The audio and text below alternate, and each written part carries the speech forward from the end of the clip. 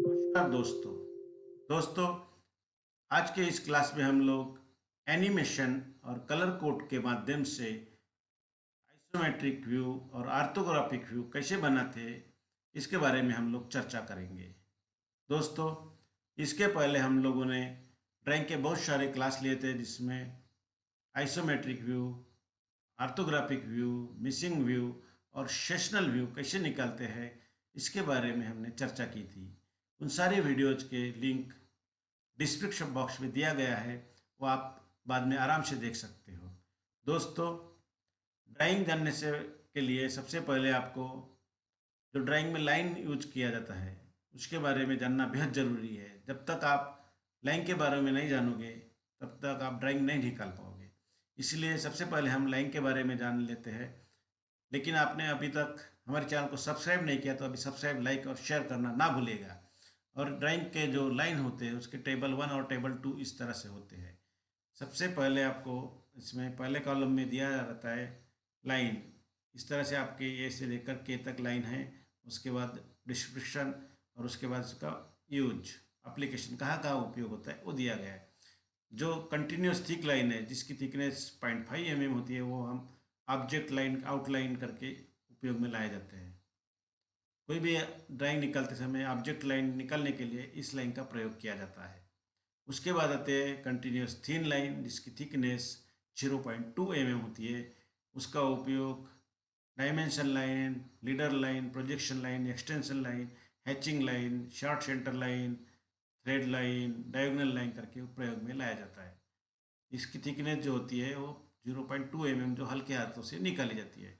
उसके बाद आती है हिडन लाइन, डैश थिक, जिसकी थिकनेस 0.3 mm होती है। जो ऑपरेशन है लेकिन दिखता नहीं है उस समय इस लाइन का प्रयोग किया जाता है। कोई भी ऑपरेशन है लेकिन आपको उस साइड से दिखता नहीं है, उस ऑपरेशन को शो करने के लिए इस लाइन का प्रयोग किया जाता है। उसके बाद आते हैं सेंटर लाइन। कोई भी रेडियस आकार का जाब होता है या रेडियस होती है तो उसका इस लाइन का प्रयोग किया जाता है। इनकी थिकनेस इस तरह से दिया गया है, अलग अलग लाइन की थिकनेस ये आप देख सकते हैं। दोस्तों, आज हम इस तरह से एक ऑब्जेक्ट निकालने वाले हैं जिसकी कुल लंबाई 90 mm, विड्थ है 60 mm और हाइट है 60 mm। ये जो ऑब्जेक्ट दिया है इसको आपको थर्ड एंगल प्रोजेक्शन में व्यू भी निकालने हैं। तो सबसे पहले हम इसका आइसोमेट्रिक व्यू निकालेंगे। इसका जो साइड व्यू है वो राइट साइड को है, इसके हम व्यू निकालने वाले हैं। दोस्तों, आप भी मेरे साथ ड्राइंग शीट और ड्राइंग निकालने के लिए जो जो आपको टूल्स लगते हैं वो सब लेकर बैठिएगा और साथ साथ ड्राइंग निकालिएगा। आपने हमारे चैनल को अभी तक सब्सक्राइब और लाइक शेयर नहीं किया होगा तो अभी सब्सक्राइब, लाइक और शेयर करना ना भूलिएगा और नए वीडियो के नोटिफिकेशन के लिए बेल आइकन पर क्लिक जरूर कीजिएगा। तो चलिए दोस्तों, अब हम इसका आइसोमेट्रिक व्यू निकालते हैं। दोस्तों, हमें इस तरह का एक आइसोमेट्रिक व्यू बनाना है। तो सबसे पहले हम इसके साइज के बारे में जानते हैं। इसकी कुल लंबाई है 90 mm, यहाँ से लेकर यहाँ तक 90 mm। कुल विड्थ है 60 mm और कुल हाइट है यहाँ 45 है और ये 15। इस तरह से इसकी कुल हाइट है 60 mm। तो हमें ये पूरे तीनों डायमेंशन मिल गए हैं, लेंथ, विड्थ और हाइट। हम सबसे पहले इसका एक आइसोमेट्रिक का एक ब्लॉक बनाएंगे जिसकी लंबाई 90 mm, हाइट 60 mm और विड्थ 60 mm होगी। तो सबसे पहले हम क्या करते हैं, इसमें एक रेफरेंस रेखा खींच लेते हैं।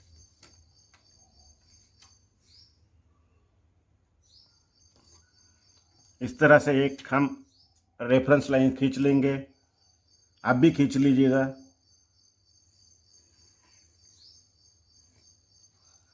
इस तरह से हमारी ये रेफरेंस लाइन्स हो गई। अब हम क्या करेंगे, सबसे पहले एक 90 डिग्री की रेखाएं खींचेंगे, आप भी खींच लीजिएगा इस तरह से। उसके बाद इस साइड हमको क्या करना है, 30 डिग्री में रेखाएं खींचनी है, इस तरह से। आपको भी इस तरह से रेखा खींचनी है। अब हम इसके अपोजिट साइड रेखाएं खींचेंगे, जहाँ ये 90 और 30 की रेखाएं मिलती है वहाँ से। इस तरह से आपको एक रेखाएं खींचनी है। तो हमारे ये तीनों रेखाएं आ गए। अब हम क्या करेंगे, इसमें जो डायमेंशन है हमारे, length 90 mm, high width 60 mm और हाइट 60 mm के हम पॉइंट लेंगे। इस तरह से हम इसमें पॉइंट लेंगे। ये लंबाई का पॉइंट हो गया, ये विड्थ का पॉइंट हो गया, और ये हाइट का पॉइंट। इस तरह से आपको भी करना है।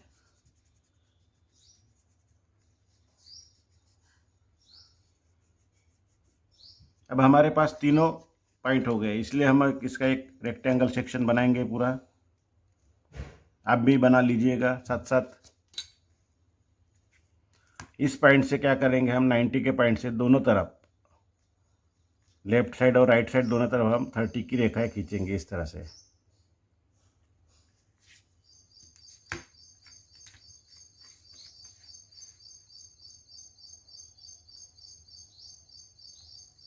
इस तरह से हमें रेखाएं खींचना है। बाद में हमने जो एक पॉइंट लिया था इधर विड्थ का, हाइट, उसमें से हाइट का पॉइंट खींचना है। आप भी खींच लीजिएगा इस तरह से। और इस साइड से भी आपको रेखाएं खींचनी है 90 डिग्री की।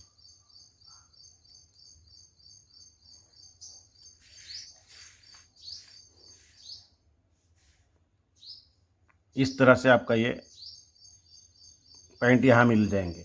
यहाँ से हमें क्या करना है, इधर 30 डिग्री और यहाँ से इधर 30 डिग्री रेखाएं खींचनी है।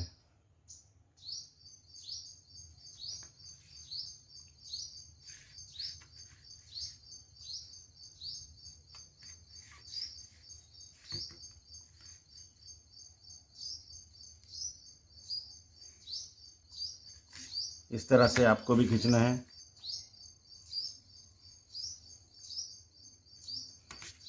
इस तरह से हमारा एक रेक्टेंगल सेक्शन पूरा बन गया है।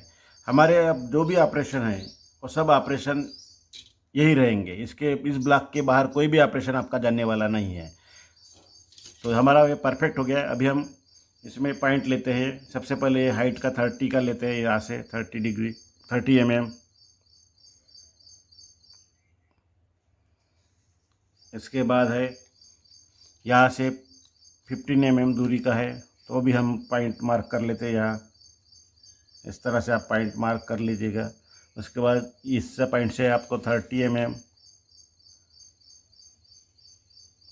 इस तरह से 30 mm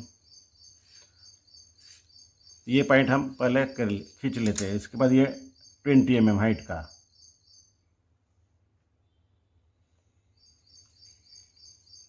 इस तरह से हमारे ये पॉइंट हो गए। तो इनको हम पूरा कर लेते हैं। आप भी कर लीजिएगा साथ साथ।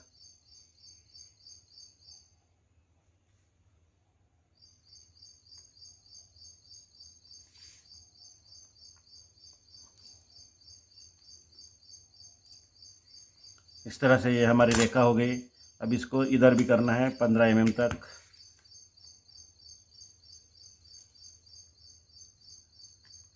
और ये जो बाद में 15 mm का जो है, इसको नया वर्टिकल आपको खींचना है इस तरह से। इसके बाद इस पॉइंट से आपको 30 डिग्री की खींचना है 30 mm तक।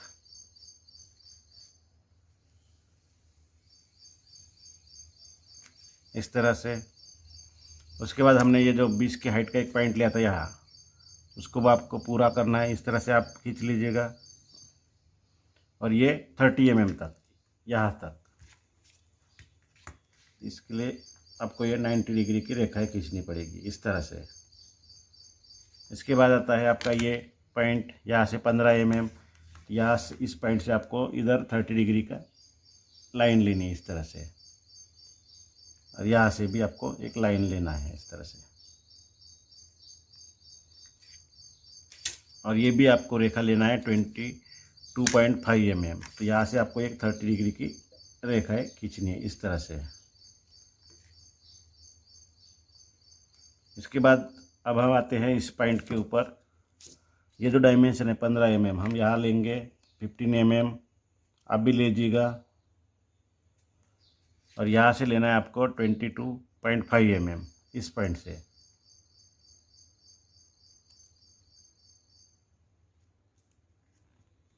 इस तरह से आपको लेना है। आप भी कर लीजिएगा, पॉइंट ले लीजिएगा। ये हमारा 15 mm का इस तरह हो गया। उसके बाद ये 22.5 का हमारा पॉइंट है, और ये बाद में नीचे 5 mm डाउन है इसमें इस तरह से। तो आपको ये 5 mm लेना है यहाँ से।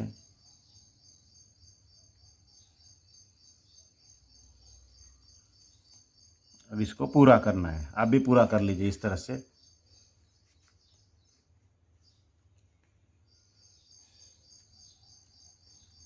इस तरह से आपका ये पूरा हो गया।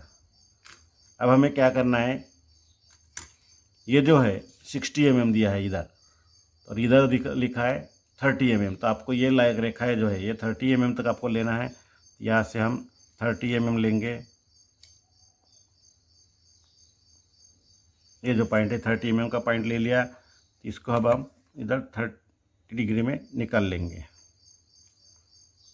इस तरह 30 डिग्री में आपको निकालना है। और ये जो रेखा है बाद में यहाँ जो मिलने वाली है, ये यहाँ इस रेखा तक आपको जोड़ना है। इस तरह से आप जोड़ लीजिएगा।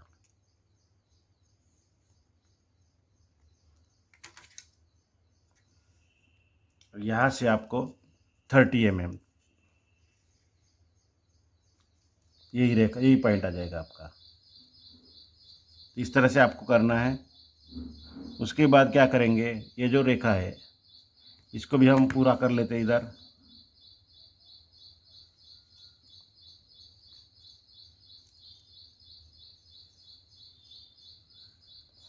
और ये जो नीचे की रेखा है तो उसको भी 30 डिग्री में यहाँ फिनिश कर लेते हैं इस तरह से। अब हमें क्या करना है, ऊपर चलते जाते हैं। यहाँ से हमें 30 mm लेना है। ये हमारा पॉइंट हो गया। और यहाँ से इधर 30 mm, और ये 15 mm इसके बाद।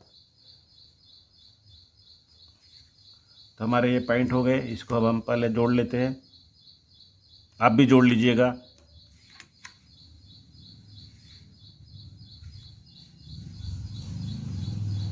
इस तरह से सेट करके आप इसको इस तरह से खींचना है रेखा है। और इसके बाद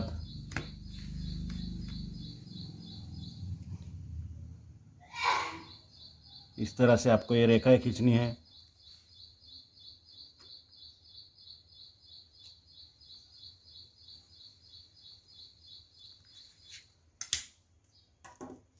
इस तरह से हमारे ये रेखाएं हो गए। अब हमें क्या करना है, ये जो पॉइंट मिले हैं आपको, यहाँ से हमें 90 डिग्री में 45 mm तक खींचना है यहाँ से इस तरह से।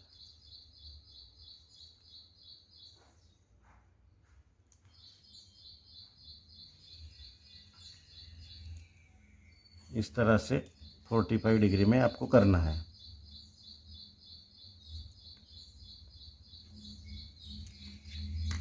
और यहाँ से आपको 15 mm देना है यहाँ से। आप भी कर लीजिएगा। 15 mm का ये पॉइंट ले लीजिएगा। और बाद में इस रेखा को पैरेलल लाइन खींचना है आपको।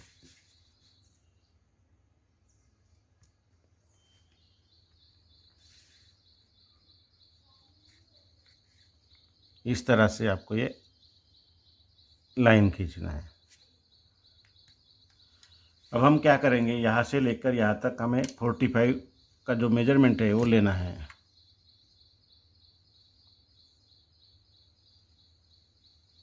ये 45 की हमारी रेखा आ गई।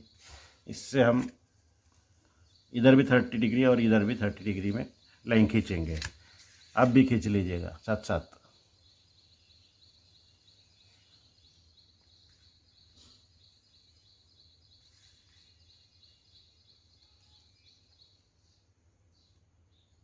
इस तरह से ये रेखाएँ होगी और ये हमारी दूसरी रेखा है।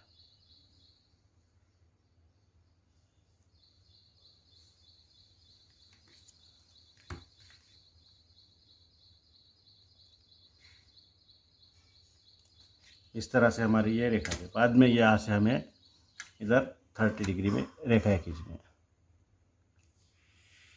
इस तरह से। और ये 90 डिग्री की एक रेखा छूट गई थी, उसको भी हम पूरा कर लेते अभी।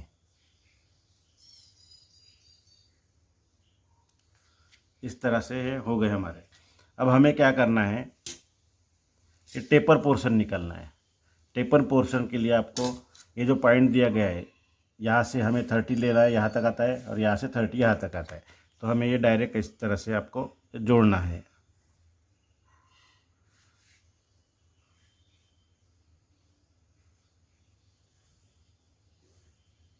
इस तरह से ये हो गए। अब हमारा इस ड्राइंग में सिर्फ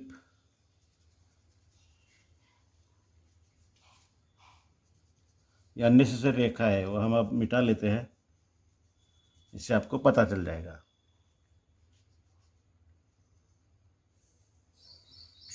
अब इस ड्राइंग में हमें सिर्फ ये ब्लॉक निकलना है, जो कि यहाँ सेंटर में 30-30 के सेंटर में है। उसको हम पूरा कर लेते हैं। ब्लॉक का साइज है, जो होल है स्क्वायर होल, इसका साइज है 15x15। मतलब हमें यहाँ से अब हम सबसे पहले सेंटर निकालना पड़ेगा यहाँ का। यह हमारा सेंटर हो गया। यहाँ से अभी हमें 15 मतलब 7.5 दोनों तरफ लेना है इस सेंटर से। इस तरह से इधर से भी आपको लेना है।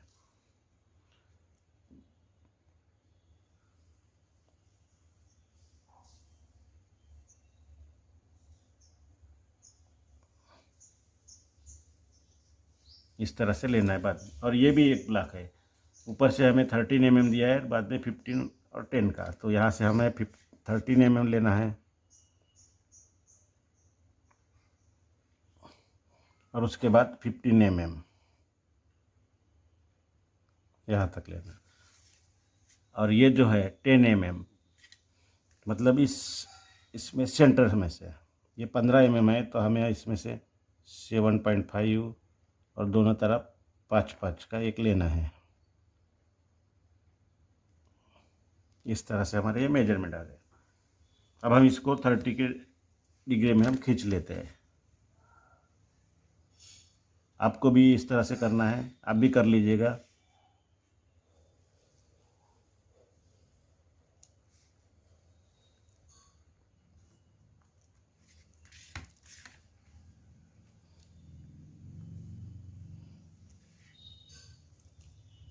इस तरह हमारा ये बन गया है। इसको अब हम ये 90 डिग्री की रेखाएं जोड़ लेते हैं इस तरह से। अब ये भी हम पूरा कर लेते हैं। इधर भी सॉरी, इधर थोड़ा सा ये हिल गया था सेट स्क्वायर।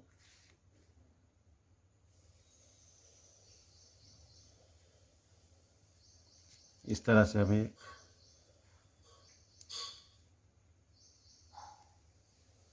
रेखाएं खींचनी है।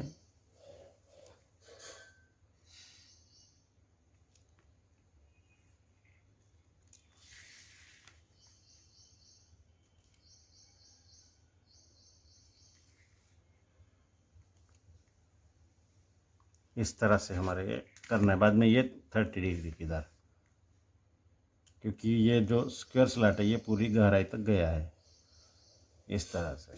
तो दोस्तों हमारे तो पूरे हो गए। अब इसको हम थोड़ा सा ठीक कर लेते हैं, जो कि आपको समझ में आ जाएगा। तो सबसे पहले हम इसको ठीक कर लेते हैं और उसके बाद डायमेंशन फिट कर लेते हैं।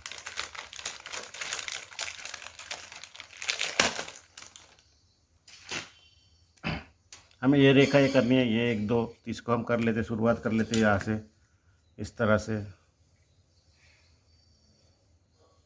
इसके बाद ये भी एक रेखा है, जो वर्टिकल रेखा है वो पहले कर लेते हैं इसमें। इस तरह से हम ये कर लेंगे। इसके बाद ये रेखा है, इसको भी हम ठीक कर लेते हैं, जो कि आपको ड्राइंग दिखने में अच्छा रहेगा, इसलिए स्केच पेन का यूज किया है। इस तरह से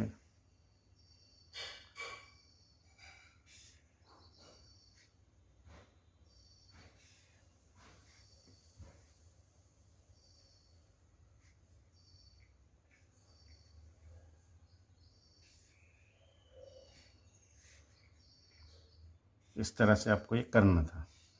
अब हम ये वाली कर लेते हैं। सबसे पहले ये ऊपर की कर लेंगे।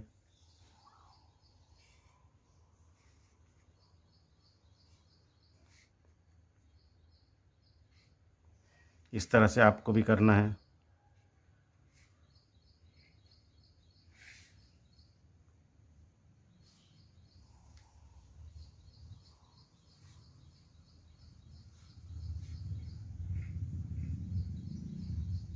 ये वाली रेखा, और उसके बाद ये 30 डिग्री की रेखा इधर आपको करना है, इस तरह से।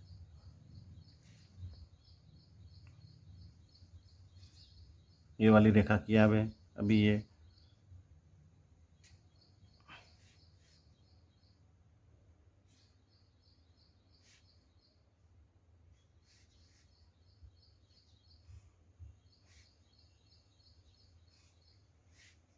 और उसके बाद ये दोनों, ये वाली और ये।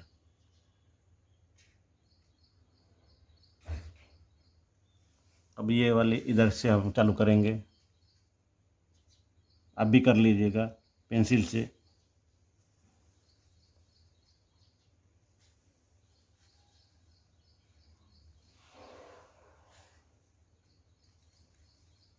इस तरह से आपको करना है।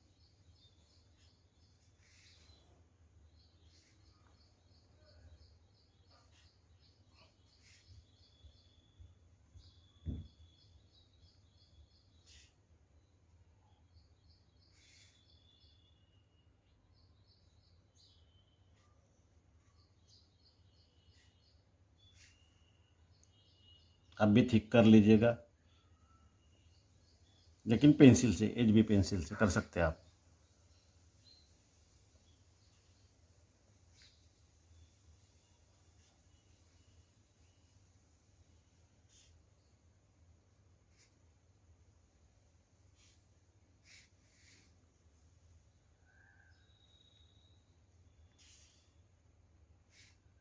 इस तरह से आपको ये ठीक करना था। और बाद में जो टेपर पोर्शन बचा है उसको भी हम कर लेते हैं। इस तरह से आपको ठीक करना है। तो हमारी ड्राइंग ये पूरी हो गई। अब हम इसमें डायमेंशन दे लेते हैं। इस तरह से हमारे पूरे डायमेंशन देखकर हो गए। डायमेंशन देते समय हमने एक ही सिस्टम का उपयोग किया है। अलाइन सिस्टम या यूनि डायरेक्शनल सिस्टम जो होती है, उसमें से एक ही सिस्टम का आपको उपयोग करना है। हमने अलाइन सिस्टम का उपयोग किया है, आप भी इस तरह से कर लीजिएगा। और अब दोस्तों, अब हम जानते हैं इसके व्यू कैसे निकालना, और एनिमेशन और कलर कोड के माध्यम से व्यू कैसे दिखते हैं, टॉप व्यू कैसा दिखता है, फ्रंट व्यू कैसा दिखता है और साइड व्यू कैसा दिखता है, इस बारे में हम अगले सेगमेंट में चर्चा करेंगे। दोस्तों, हमने इस तरह का आइसोमेट्रिक प्रोजेक्शन लिया था, जिसके थर्ड एंगल प्रोजेक्शन में हमें लेफ्ट हैंड साइड व्यू से व्यू निकालना है। इसके लिए हम सबसे पहले जो थर्ड एंगल होते हैं और फर्स्ट एंगल होते हैं, उनकी पोजीशन क्या हो सकती है, इसके बारे में जानते हैं। दोस्तों, अगर थर्ड एंगल में आपको अगर लेफ्ट हैंड साइड व्यू दिया है, तो उसकी पोजीशन इस तरह से होगी। जो एक्सिस लाइन है उसके ऊपर आपका टॉप व्यू आएगा, और ठीक उसी के नीचे आपका फ्रंट व्यू आएगा। अगर आपका लेफ्ट हैंड साइड है तो आपका लेफ्ट साइड कोई साइड व्यू आएगा। इस तरह से ये पोजीशन रहेगी इस ऑब्जेक्ट की। अगर आपका object right hand side view है तो आपकी पोजीशन इस तरह से आएगी। टॉप व्यू एक्सिस लाइन के ऊपर रहेगा, फ्रंट व्यू ठीक उसके नीचे रहेगा, और जो साइड व्यू होता है वो राइट हैंड साइड है तो राइट हैंड साइड में ही आएगा। ये थर्ड एंगल प्रोजेक्शन में राइट हैंड साइड व्यू की पोजीशन होती है। उसके बाद आते हैं फर्स्ट एंगल प्रोजेक्शन में। अगर आपका फर्स्ट एंगल में निकालना है और उसके लेफ्ट हैंड साइड व्यू है तो उसमें दो बदलाव होते हैं। जो टॉप व्यू होता है वो एक्सिस लाइन के हमेशा फर्स्ट एंगल में नीचे होता है, और दूसरा जो बदलाव होता है अगर आपका लेफ्ट हैंड साइड व्यू है तो जो साइड व्यू होता है वो राइट साइड को चला जाता है। इस तरह से टॉप व्यू जो होता है एक्सिस लाइन के ठीक नीचे, और ठीक उसके ऊपर फ्रंट व्यू, और लेफ्ट हैंड साइड व्यू है तो आपका वो राइट हैंड साइड व्यू हो जाएगा। ये फर्स्ट एंगल में बदलाव होते हैं, दो बदलाव। अगर राइट हैंड साइड व्यू है आपका तो इसका जो साइड व्यू है वो साइड व्यू आपका लेफ्ट साइड को चला जाएगा, मतलब इस तरह से आ जाएगा। टॉप व्यू हमेशा एक्सिस लाइन के नीचे, ठीक उसी के ऊपर आपका फ्रंट व्यू, और आपका जो दिया था राइट हैंड साइड व्यू तो वो लेफ्ट साइड को चला जाएगा। इस तरह से ये बदलाव होते हैं, दो बदलाव। हमारा जो ऑब्जेक्ट दिया गया था वो हमारा ऑब्जेक्ट इस तरह से है, उसकी पोजीशन इस तरह से आएगी। हमें क्या करना था, थर्ड एंगल प्रोजेक्शन में राइट हैंड साइड व्यू दिया था उसको निकलना है, तो हमारी पोजीशन इस तरह से रहेगी।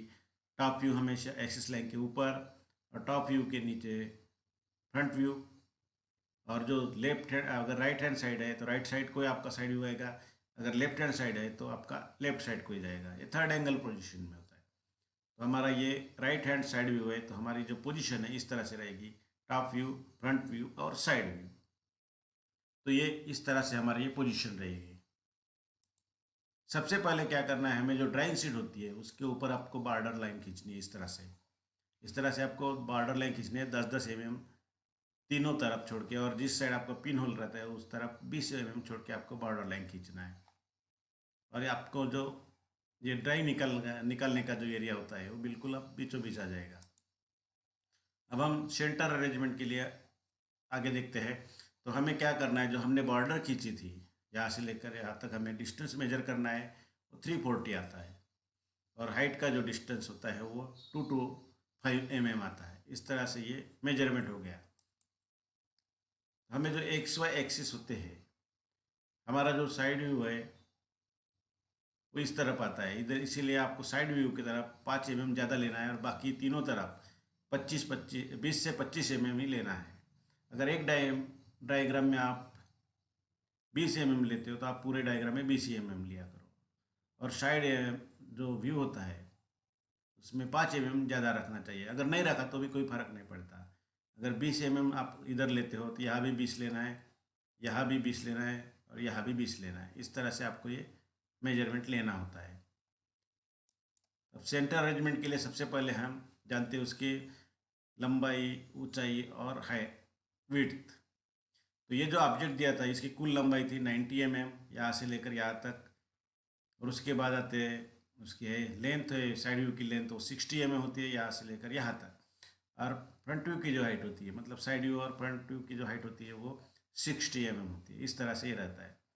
तो हमें सेंटर अरेंजमेंट के लिए जो डॉट लगाने थे इस तरह से लेंथ डॉट, लंबाई के लिए डॉट लगाने हैं, तो इस तरह से हम लगाएंगे। टोटल लेंथ 340 हमारी है। उसके बाद क्या करना है, माइनस ब्रैकेट में आपको लेना है फ्रंट व्यू की लेंथ, मतलब ये लेंथ लेना है आपको क्योंकि इस साइड से आएगा आपका। उसके बाद आता है ये 20 + 20, मतलब एक्सिस का जो डिस्टेंस हमने बताया वो है, वो लेना है आपको। और उसके बाद साइड व्यू की लंबाई ये 60 mm, और इसको बाद में 2 से डिवाइड करना है पूरे इसको। वैसे हाइट के डॉट के लिए आपको क्या करना है, आपको टोटल हाइट ये दिया है 225 mm। उसके बाद उसमें से घटाना है आपको फ्रंट व्यू की हाइट। जो साइड व्यू की लंबाई होती है वो फ्रंट व्यू की हाइट होती है, यह बात हमेशा ध्यान में रखिएगा।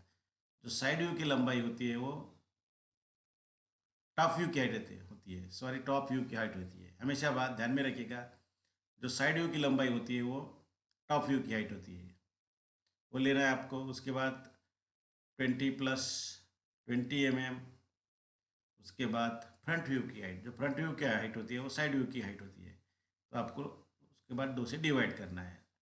ये हमारे हो गए, ये डायमेंशन हमने लिया था उसकी 90 mm लंबाई है। उसके बाद 20 + 20 + 60, इनकी पूरे को मिलाना है, उसमें से घटाना है और उसको 2 से डिवाइड करना है। तो हमारा जो पहला डॉट रहेगा यहाँ से लेकर यहाँ तक वो 75 mm का रहेगा। उसके बाद हमें ये डॉट लेने हैं इस तरह से, उसी तरह आपको हाइट के भी डाट फाइंड आउट करने हैं। 32.5 mm पहला जो डाटा आएगा, इस तरह से हमारा रहेगा। देखिएगा आप 75 mm, फिर फ्रंट व्यू की लंबाई होती है, उसके बाद 20 जो एक्सिस का अंतर होता है, उसके बाद साइड व्यू की लंबाई होती है 60 mm, और बाद में जो बचे हैं वो 75 mm। उसी तरह हाइट के जो डाट के लिए आपको 32.5 mm, उसके बाद टॉप व्यू की हाइट जो है वो 60 mm, उसके बाद एक्सिस का अंतर जो है 20, फिर फ्रंट व्यू की हाइट है वो 60 mm, और बचा हुआ जो डिस्टेंस है वो है 32.5। हमें क्या करना है, इस बिल्कुल इसे पैरेलल रेखा खींचनी है इस पॉइंट से, बाद में इसको बिल्कुल 90 डिग्री में आपको वर्टिकल लाइन खींचनी है। इस तरह से आपका जो अरेंजमेंट होगी बिल्कुल सेंटर में आ जाएगी। इस तरह से आपकी जो अरेंजमेंट है बिल्कुल ड्राइंग के बीचों बीच आएगी। इसका बेनिफिट ये होता है कि आपकी ड्राइंग देखने में भी अच्छी लगेगी और चेक करने वालों को भी अच्छा लगेगा, कुछ नया किया किया है करके। तो इस तरह से आपको ये पोजीशन रहेगी। अब हम इसके व्यू के बारे में जानते हैं। तो सबसे पहले हम टॉप व्यू निकालना चालू करेंगे। टॉप व्यू से हम इधर से शुरुआत करते हैं, तो हमें क्या करेगा, इधर से हम शुरुआत करेंगे टॉप व्यू का। इस तरह से हमको ये एक इस तरह से एक ब्लॉक दिखेगा, इस तरह से ये वाला ब्लॉक। इससे हम शुरुआत करते हैं जिसकी लंबाई 60 mm है और 30 है, इस तरह से है। तो इस तरह से हमें ये टॉप व्यू में आपको एक ब्लॉक दिखेगा, ये वाला जो हमने बताया था ना, ये इस तरह से आपको ये दिखेगा। उसके बाद आते हैं इसमें स्क्वायर होल बनाया है बिल्कुल बीचों बीच सेंटर में, तो स्क्वायर होल इस तरह से है, आपको निकालना है। अभी पीछे पीछे निकालिएगा। ये दो हो गए। उसके बाद ये टेप और पोर्शन में दिया गया है यहाँ 30, यहाँ से इधर से 30 और इधर से 30 छोड़ के, मतलब इधर से 30 और इधर से 30 छोड़ के आपको बनाना है। तो इस तरह से वो एक टेपर का जो पोर्शन है वो टॉप व्यू से आपको ये दिखने वाला है, इसलिए हमने इसको बनाया है। अब क्या करना है, इधर आगे बढ़ना है। आपके आगे बढ़ने के बाद आपको इस तरह से दिखेगा, ये देखिए ऐसा रहेगा, इस तरह से ये दिखेगा। ये हमने निकल आया, आपको इस तरह से ये दिखेगा। इस तरह से आपका ये हो गया। अब हम थोड़ा सा नीचे आ जाते हैं, ये वाला ब्लॉक निकाल लेते हैं क्योंकि ये ऊपर से आपको ये दिखने वाला है। तो इसकी जो लंबाई है 30 mm और इधर है हाइट 15 mm। इस तरह से आपको ये दिखेगा। अब बचा हुआ जो हिस्सा है ये वाला, ये यहाँ से आपको पूरा ये होना है, और उसके बाद इधर से आपको इस तरह से वो निकालना है 22.5 के बाद। इस तरह से आपका ये शो हो जाएगा। अब दोस्तों इसमें कुछ कमी है टॉप व्यू में, क्योंकि ये जो स्लॉट है ये ऊपर से आपको दिखेगा नहीं, पूरे गहराई तक गया है स्क्वायर स्लॉट, तो इसको दिखेगा नहीं, इसलिए आपको इसको हिडन लाइन से शो करना पड़ेगा। इस तरह से आपके शो करना पड़ेगा। तो हमारा दोस्तों ये टॉप व्यू पूरा हो गया। सबसे पहले हमने इधर से शुरुआत किया था, इस तरह से ये वाला ब्लॉक बनाया था, फिर ये स्क्वायर का इधर, फिर उसके बाद ये टेपर का हिस्सा, फिर ये एल टाइप का हिस्सा ये बनाया था, फिर इस तरह से। तो हमारा ये टॉप व्यू पूरा हो गया। आपको यहाँ तक तो समझ में आ गया होगा, एक बार फिर देख लीजिए। उसके बाद हम इसको एनिमेशन और कलर कोड के माध्यम से भी जानने वाले हैं। अब इसमें चलते हैं हम फ्रंट व्यू की तरफ। दोस्तों अभी तक हमने आपने हमारे चैनल को सब्सक्राइब नहीं किया होगा तो अभी सब्सक्राइब जरूर कीजिएगा, और ऐसे ही नए नए वीडियो के लिए नोटिफिकेशन के लिए बेल आइकन पर क्लिक जरूर कीजिएगा। अब देखते हैं इसका। सबसे पहले हम शुरुआत करते हैं इधर से, इस तरह से हमारा ये रहेगा। सबसे पहले उसके पहले हमने प्रोजेक्शन लाइन खींचे इधर, जैसे हॉरिजॉन्टल और वर्टिकल। आपको ऐसे प्रोजेक्शन लाइन खींचना है, ये 40 यहाँ से हॉरिजॉन्टल, बाद में ये 90 डिग्री में आपको खींचना है। प्रोजेक्शन लाइन से आपको पता चल जाता है कि आपका व्यू कौन सा, व्यू में से कौन सी कमी रह गई, क्या छूटा है, वो आपको पता चल जाता है। इसलिए प्रोजेक्शन लाइन खींचना बेहद ज़रूरी है। उसके बाद चलते हैं इसके व्यू के ऊपर। ये ब्लॉक हमारा, इसकी हाइट 20 और लंबाई 30 mm। उसके बाद ये वाला निकलते हैं 15 और हाइट जो है 30 mm। इस तरह से ये हमारा है। उसके बाद ये जो है नीचे वाला पोर्शन, इसको निकलते ये वाला यहाँ से यहाँ तक, और इसकी हाइट 15 mm है। इस तरह से ये आपका दिख ही जाएगा। इसके बाद हमें आगे बढ़ते हैं। ये वाला जो पोर्शन होता है, अगर हम फ्रंट व्यू में खड़े होते हैं तो आपको ये इस तरह से दिखेगा, ये इस तरह से। और जो बाद में ये ऑपरेशन गया है ये पूरी लंबाई में नहीं गया, डेप्थ में नहीं गया है, इसीलिए इस तरह से एक ब्लॉक दिखेगा जिसकी विड्थ जो है 15 mm और हाइट जो है 45 mm, इस तरह से रहेगा। उसके बाद आते हैं ये टेपर पोर्शन के ऊपर स्क्वायर, ये स्क्वायर स्लॉट है। इस तरह से ये रेक्ट आपका ये स्लॉट बन जाएगा। जो ऑपरेशन है यहाँ से दिखने वाला है आपको। उसके बाद आते हैं टेपर पोर्शन। ये टेपर पोर्शन है यहाँ से आपका इस तरह इधर, इस तरह से ये टेपर पोर्शन रहेगा। दोस्तों इसमें भी कुछ कमी है, अब हम पूरी करेंगे। डॉटेड लाइन से, जैसे ये लाइन है ये आपको दिखने वाली नहीं है, और ये लाइन है ये इस लाइन तक में आ गए हैं, इसलिए इस तरह से आपको ये शो हो जाएगा। देखिएगा यह ऑपरेशन की हाइट 20 mm है और इसकी 15 mm है, तो इस तरह से आपका ये शो हो जाएगा। उसके बाद ये जो स्क्वायर होल है ये वाला, इस प्रोजेक्शन लाइन में कुछ दिखा नहीं, इसलिए इसमें भी आपकी डॉटेड लाइन आएंगे, हिडन लाइन, क्योंकि ये जो ऑपरेशन है ये ऑपरेशन आपको फ्रंट व्यू से नहीं दिखेगा। जैसे ये छिपा हुआ हिस्सा है ये नहीं दिखता, उसी तरह ये भी नहीं दिखेगा। तो दोस्तों अब हम इसके प्रोजेक्शन लाइन से खींच लेते हैं। इस तरह से प्रोजेक्शन लाइन हमने खींचा है, पूरे मिले हैं। अब हम इसमें साइड व्यू बना लेते हैं। साइड व्यू में सबसे पहले हमें क्या दिखेगा, ये बिल्कुल सॉलिड एक हेड दिखेगा, ब्लॉक दिखेगा जिसकी लंबाई 60 mm और हाइट 30 mm, इस तरह से। उसके बाद ये जो पोर्शन है ये वाला टेपर पोर्शन इधर का, ये हमें इस तरह से दिखेगा, यहाँ इस तरह से यहाँ दिखेगा। दोस्तों अब हम इसके हिडन लाइन के ऊपर आ जाते हैं। हिडन लाइन हमारे इस तरह से दिखेगी, ये वाली, ये जो स्लॉट है ये स्लॉट ये वाला, ये पूरे यहाँ तक गया है, गहरा तक, इसलिए इधर ऐसा आ गया। फिर ये वाली जो हाइट है ये वाली, इधर देखिएगा आप, ये वाली ये इस तरह से बदलाव हो जाएगा, यहाँ इस तरह से ये आ जाएगा।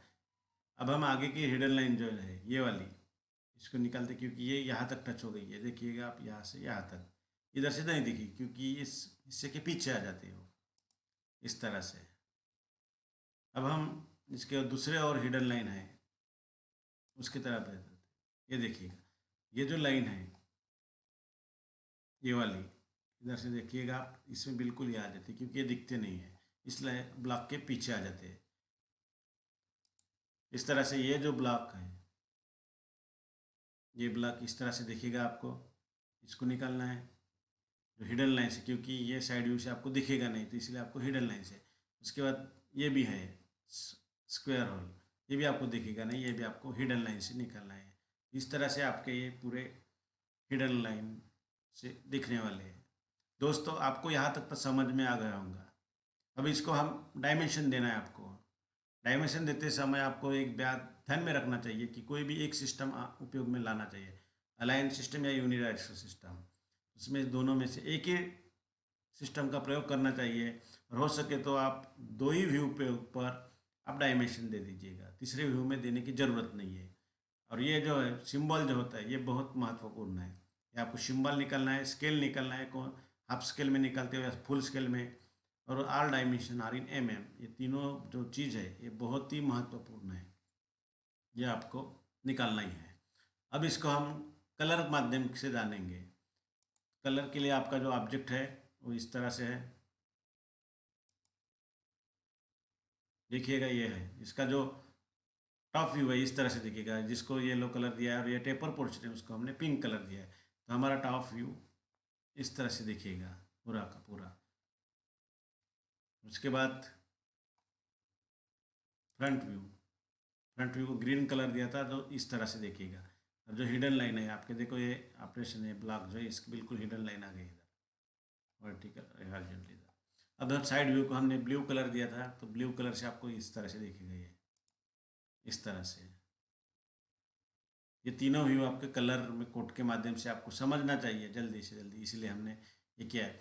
अभी हम और आपको इजी करने के लिए एनिमेशन के माध्यम से हम आपको समझाने की कोशिश करेंगे, क्योंकि एनिमेशन से बहुत जल्दी आपको समझ में आता है कि इसको घुमाए तो कैसे दिखेगा। तो हम एनिमेशन के माध्यम से अब जानते हैं।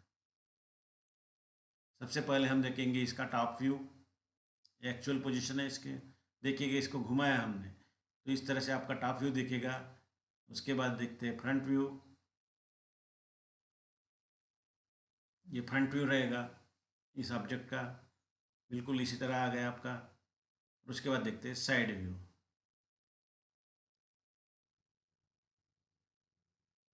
ये साइड व्यू, इस तरह से साइड व्यू है। और उसके बाद देखते हैं उसकी मूल पोजीशन। ये उसकी मूल पोजीशन। तो इस तरह से ये ड्राइंग के आपको व्यू निकालने हैं और आपके सर को दिखाना है। दोस्तों, आपको हमने जो जानकारी दी वो समझ में आ गई होंगी। ऐसी ही नई नई जानकारी जानने हेतु आप हमारे चैनल को लाइक, सब्सक्राइब और शेयर करना ना भूलिएगा। और नए वीडियो के नोटिफिकेशन के लिए बेल आइकन पर क्लिक जरूर कीजिएगा। Thank you.